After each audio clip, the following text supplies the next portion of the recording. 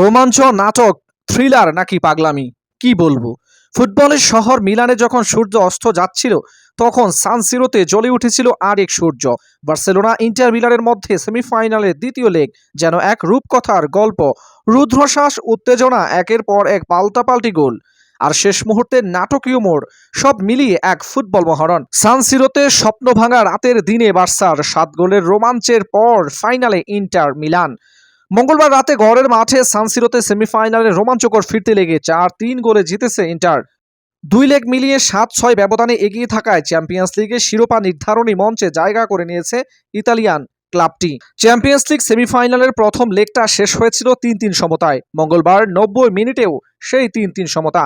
এরপর খেলা গড়ায় অতিরিক্ত সময়ে 99তম মিনিটে দাভিদ ফাত্তেসির গোলে নিশ্চিত হয়ে যায় ইন্টার মিলানের 4-3 গোলের জয় আর ফাইনালের টিকিট। 7 গোলের রোমাঞ্চ জিতে গত 3 বছরে এ নিয়ে 2বার ফাইনালের টিকিট পেল ইন্টার।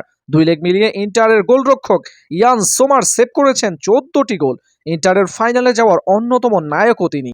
রোমাঞ্চকর ফাইনালের অপেক্ষায় ইতালিয়ান ক্লাব ইন্টার মিলান।